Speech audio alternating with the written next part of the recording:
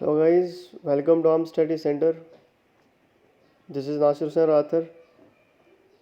आज हम global politics के टॉपिक को आगे करेंगे और जैसे कि पीछे हमने कहाँ पे हमने अपना टॉपिक छोड़ा था कि जब न्यूक्लियर बम जो है स्टेज ऑफ जापान हिरोशिमा और नागासाकी पे गिराए गए थे 1945 में, तो उसके बाद क्या हुआ था कि जर्मनी ने जो है सरेंडर किया था और वर्ल्ड वार सेकंड जो है वो ख़त्म हो गया था. लेकिन उसके बाद जो है वर्ल्ड वार सेकंड के बाद हमारे पास कोल्ड वार का एक फेज चलता है. और कोल्ड वार कब से कब चलता है? 1945 से 1990 तक. अब क्या होता है कि इंटरनेशनल सिस्टम में जो है दो सुपर पावर जो है आ जाती हैं. एक तो यूनाइटेड स्टेट आती है और एक सोवियत यूनियन आती है. लेकिन याद रखना फ्रेंड्स कि इन दोनों का अलग अलग जो है आइडियोलॉजिकल मिशन था. मतलब कि जो यूएसए था उनका जो भी आइडियोलॉजी थी वो क्या थी? वो कैपिटलिस्ट थी. और जो हमारे पास सोवियत यूनियन है उनकी कम्युनिज्म यानी कम्युनिस्ट आइडियोलॉजी थी. और दोनों के अपने अपने क्या थे? नेटवर्क थे, अपने अपने अलाइंस थे. जैसे यूएसए का नेटो था, यूएसएसआर का वार्सो पैक्ट था. उसके बाद जो है दोनों के पास जो क्या था?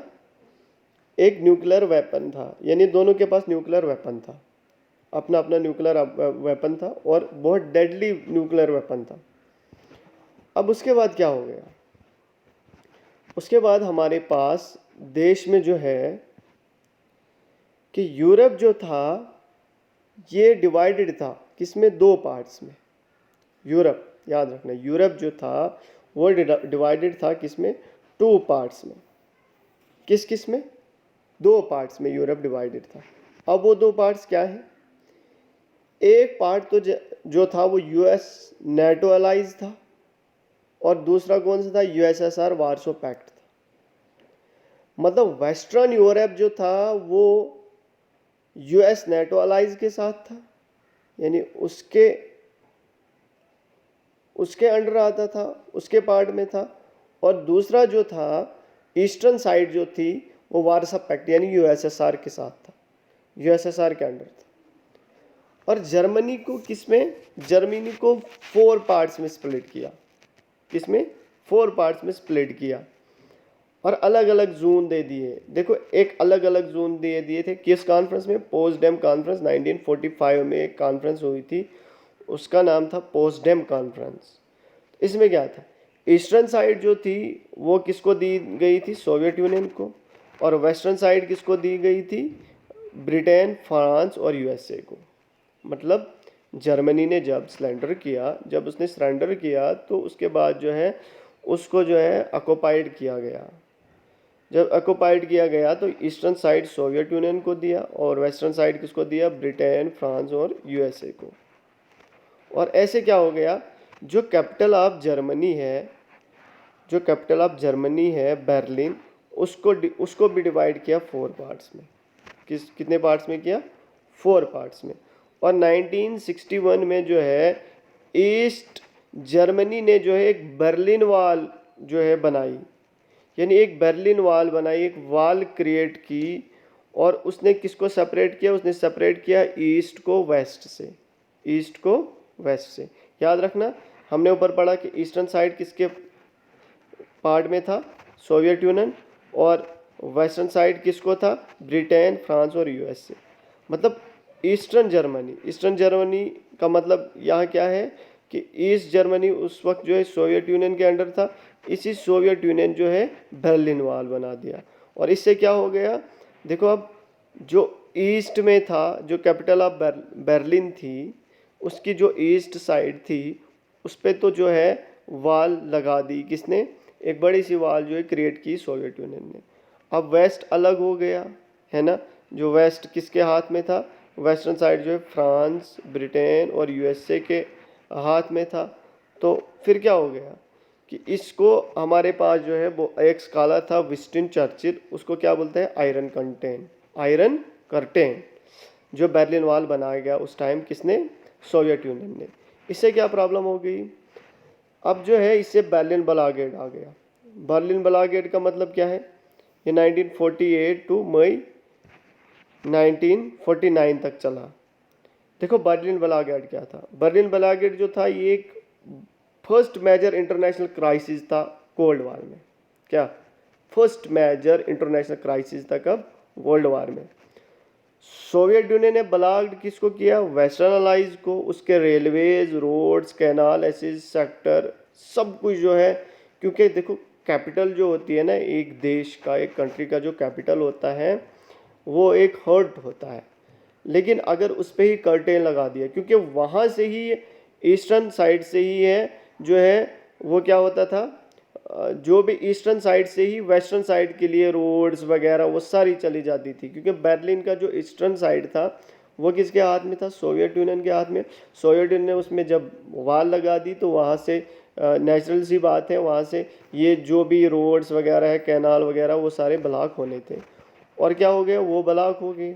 जब ब्लॉक हो गए तो इससे क्या हो गया कि बर्लिन एयरलिफ्ट आ गया। बर्लिन एयरलिफ्ट मतलब कि अब जो भी वेस्टर्न जर्मनी है उसने क्या करना था, अब उसने एरोप्लेन यानी एयरलिफ्ट का एक सहारा लेके जो है कहाँ कहाँ जाना था, अपने जो भी जितने भी सिस्टम चलाने थे, चाहे कॉमर्शियल सिस्टम हो, चाहे ट्रेड का सिस्टम हो, जो भी सिस्टम हो उनने एयरलिफ्ट से चलाना था।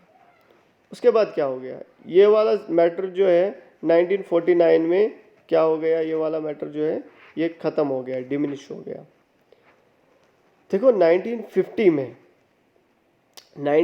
में क्या हो गया, एक कोरियन वार ब्रोक आउट हो गया, जिसमें क्या है, जिसमें कम्युनिस्ट नॉर्थ कोरिया जो है, कम्युनिस्ट नॉर्थ कोरिया जो है अटैक्ड करता है किसके ऊपर, अलाइड साउथ कोरिया के ऊपर, अलाइड साउथ कोरिया के ऊपर।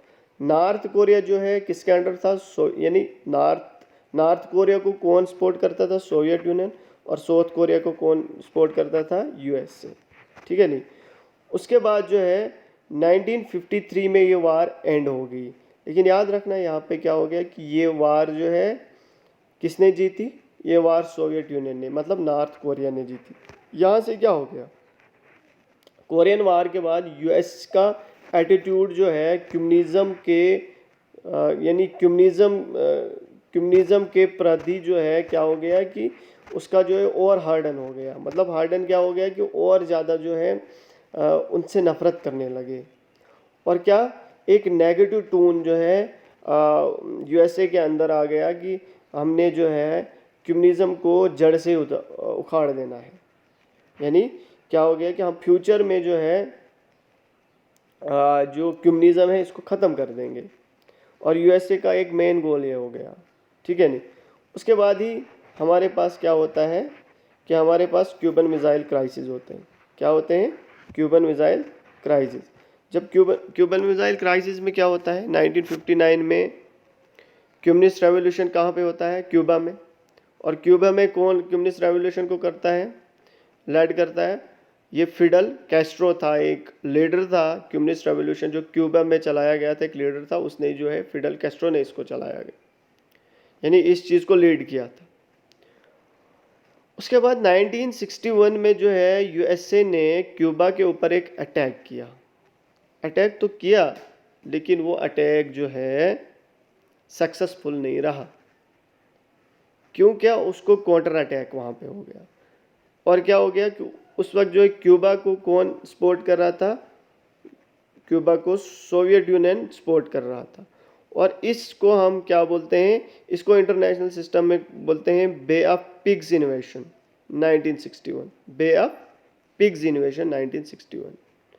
लेकिन 1962 में उसके बाद क्या हो गया कि यूएसए ने तो देखो 1961 में यूएसए ने तो अटैक किया, लेकिन क्या हो गया, यूएसए का अटैक फेल हो गया। और किसकी वजह से, क्यूबा की वजह से। क्यूबा को कौन सपोर्ट कर रहा था, सोवियत यूनियन, क्योंकि सोवियत यूनियन भी एक कम्युनिस्ट था, कम्युनिज्म की आइडियोलॉजी, और क्यूबा की भी कम्युनिज्म आइडियोलॉजी।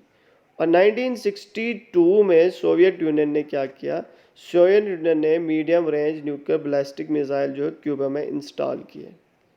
मतलब न्यूक्लियर जो भी हमारे पास न्यूक्लियर बैलिस्टिक मिसाइल जो था वो क्यूबा में इंस्टॉल किया किसने?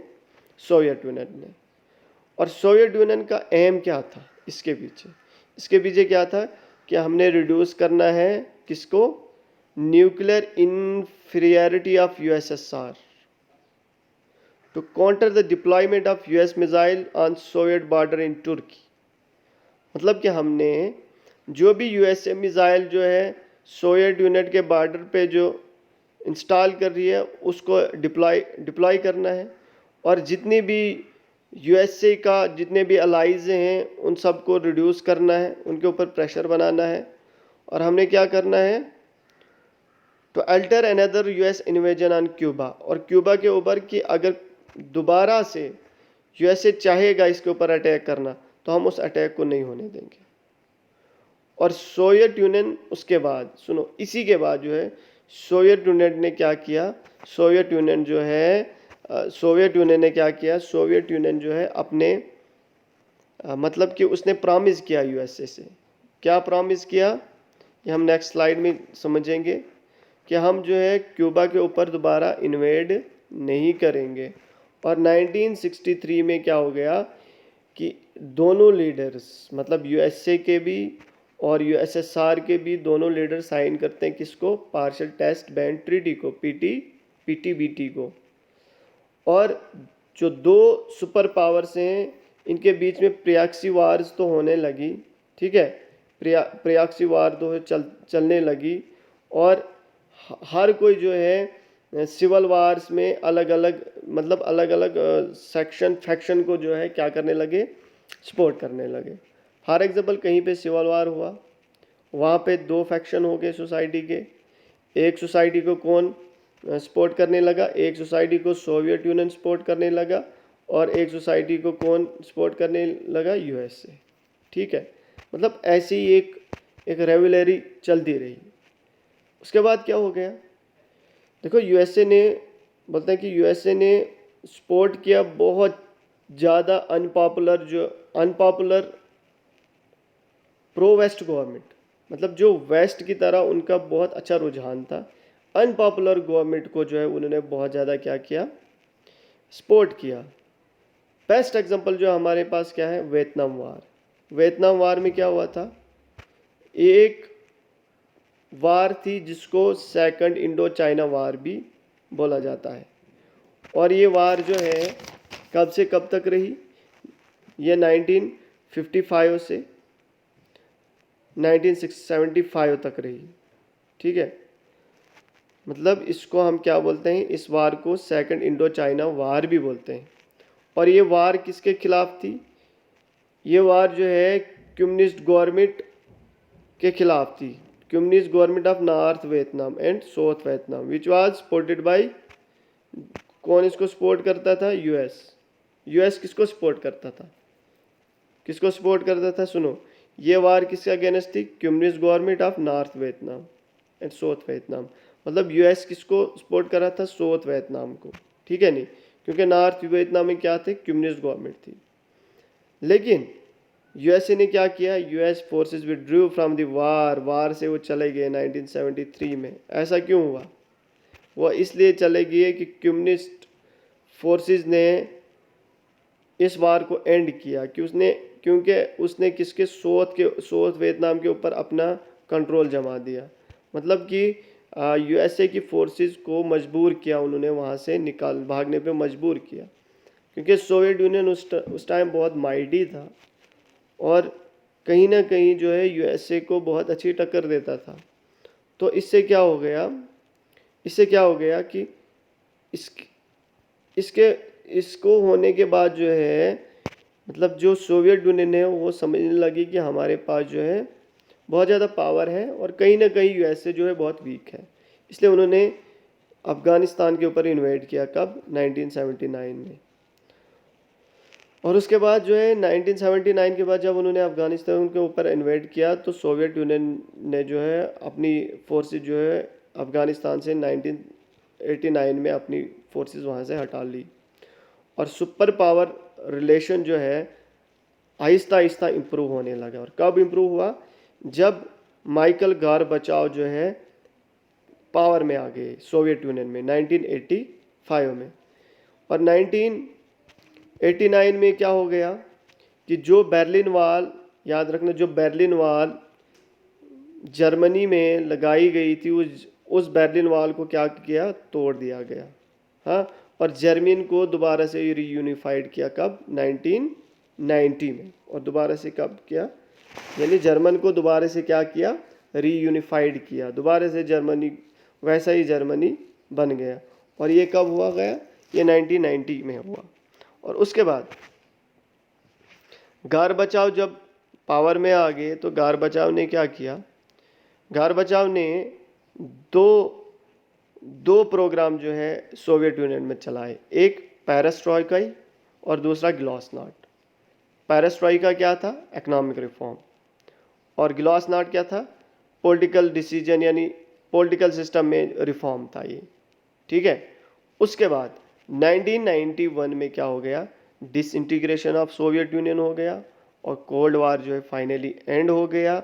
और वर्ल्ड में एक ही सुपर पावर रही, वो सुपर पावर कौन था? यूएसए था। और आज भी यूएसए सुपर पावर है। तो thank you for watching. Next video में हम नई वीडियो के साथ आएंगे।